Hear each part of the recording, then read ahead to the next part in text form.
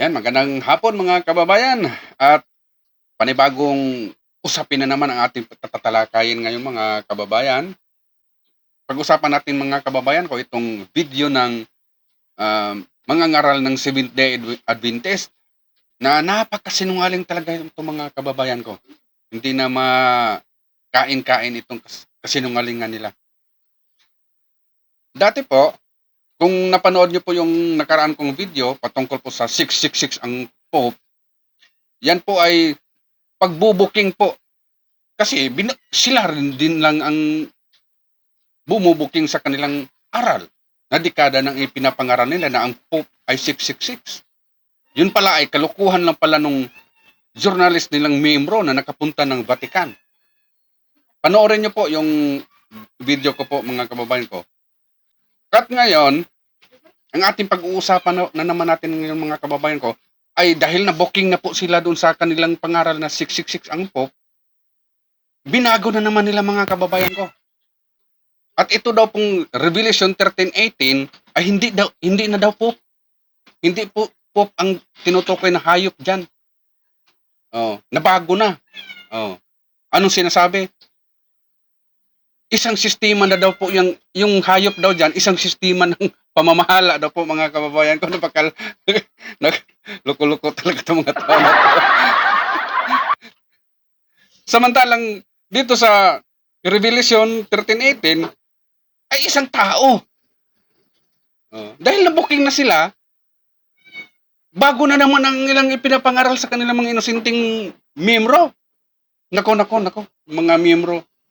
Hindi kayo nag-iisip ng mga miyembro na yan. Dati halos mamatay sila sa pangaral niyan para lang magkamiyembro na ang 666 ay Pope. Ngayong na-booking na mismo, ang nag-booking sa kanila yung kanilang libro at kanila din mismong pastor, binago na. Pakinggan niyo ito mga kababayan ko. Yan.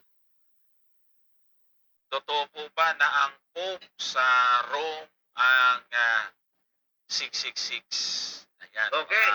kapatid. Totoo ba na ang Pope sa Rome ang 666? Tingnan po natin yung 666. Ito'y mababasa po natin sa Apokalipsis 13. Ang talata ay 17. Oh, tama ba? 13:17 yata yan. Kung hindi ako nagkakamali. Tingnan natin ha. Apokalipsis 13. Ang talata ay Hanggang 18. 17 hanggang 18. Sige nga. Ano nakalagay dyan? At nang huwag makabili o makapagbili ang sino man, kundi siyang mayroong tanda. Sa makatuwid ay ng pangalan ng hayop o bilang ng kanyang pangalan. So, tapos sa verse 18, ano sabi doon? Dito'y may karunungan. Ang may pagkaunawa ay bilangin ang bilang ng hayop. So kung ang tanong po ninyo, yung bang 666 ay yung Pope, hindi po. So aalamin natin, sino ba yung hayop? At ano ba yung kanyang tanda? Ano ba yung kanyang larawan, Brother Johnson? Tama. Ayan, tandaan ninyo mga kababayan ha.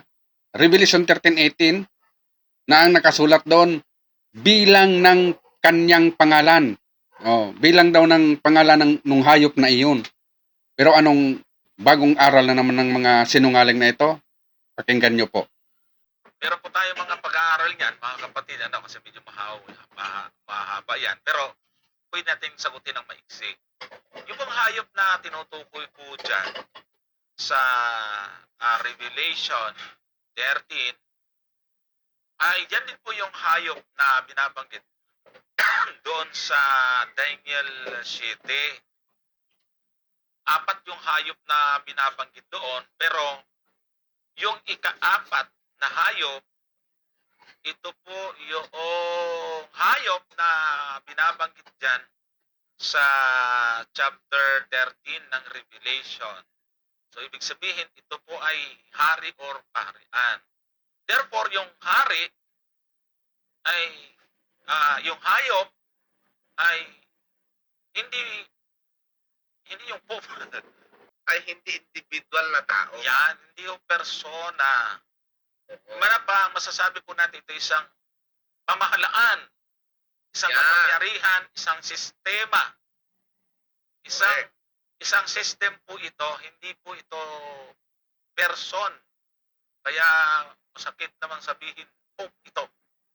Wala po, hindi po. O di ba mga kababayan ko, na napakinggan yung mga kababayan ko, napakasinungaling ng mga tao na ito. Ang binabanggit sa Revelation 13:18, isang tao. Oh, pangalan ng isang tao. Ngunit ang kanilang bagong aralan naman mga kababayan ko, isang sistema, isang kapamahalaan. Kasi dugtong niyang video na iyan ay yung kapamahalaan daw ng Santo Papa. Yan na naman ang kanilang ano. Hindi na yung Santo Papa ang siyang 666, ngunit ang kapamahalaan na naman ng Santo Papa ang binabanggit nila. At hindi naman na. Saan kaya sila nakakuha ng aral ng ganyan, no? Dati, sus, nako, ang daming nabubulag ng mga inosenteng mga Katoliko niyan, umaanib sa kanila. Magkano na kaya kinikita ni Johnson Amican dyan sa Santo Papa 666, tapos ngayon binago na naman. Kapamahalaan na naman daw ng Santo Papa. Isang sistema na naman daw yung binabanggit sa Revelation 13:18. Na yung hayop ay isang sistema. Paano naging sistema yung hayop? Sarap din yung tirisin mga mukha dito, mga sinungaling na ito. Grabe na to mga tao na ito. At dugtong pa sa bidyong iyan mga kababayan ko, kinukot na naman nila na yung 17:3 ng Apokalipsis. Yung harlots daw, yung patutot na babae daw dyan. Ay yung huwad na iglesia daw. Huwad daw na iglesia. Samantalang nasa 5, Babylonia, isang bantugang lungsod. Hindi iglesia, lungsod po iyan. Yung Roman Empire. May Babylonia pa nga, unang binabanggit na Babylonia, yung Iraq eh. Yung Iraq ngayon. Mayroon pang syudad doon dati na nawasak sa yung Babylonia na yun.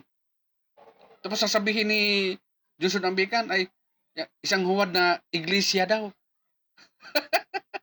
Ito talaga mga kababayan ko. Panoorin mo.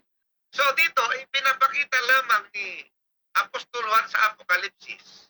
Sapagkat ito nga yung babaeng patutok, Brother Johnson, ito yung huwad na iglesia.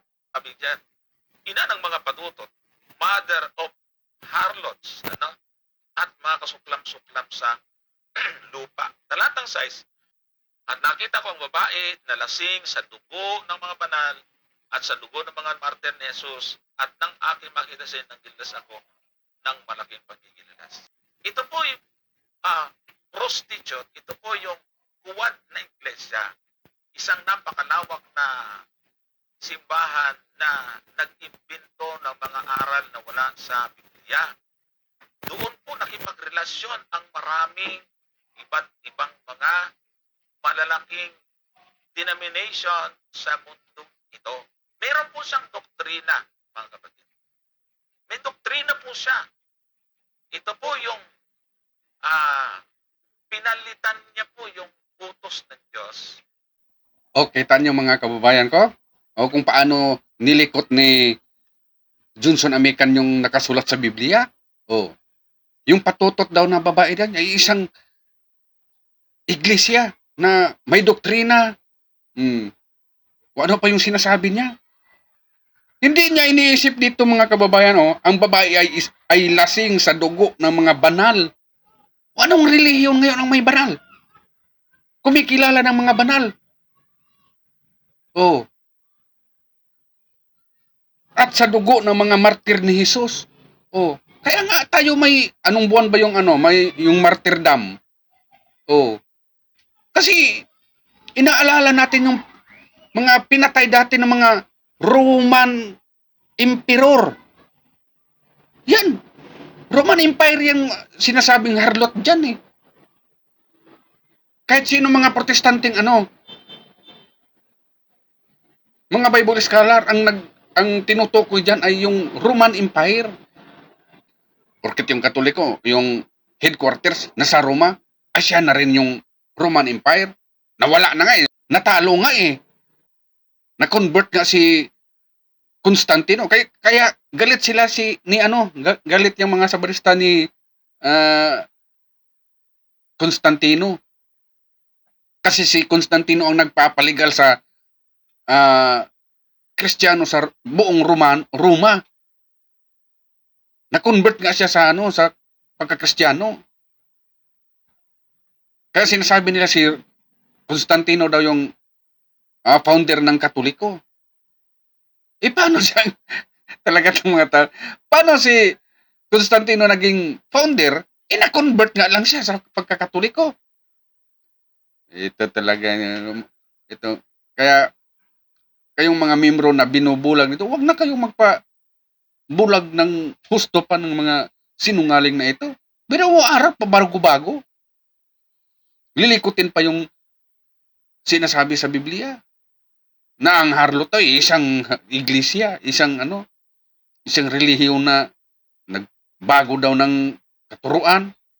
Sus nako. Kaya sana po nilay-nilayan ninyo mga membro yung aral ng mga pastor ninyo, mga sinungaling. No? At hanggang dito na lang at maraming salamat sa inyong panunood mga kababayan. At hanggang sa muli, ito po si Depensor Katoliko, mag-iiwan ng salitang walang manluloko kapag walang magpaloko. Bye-bye.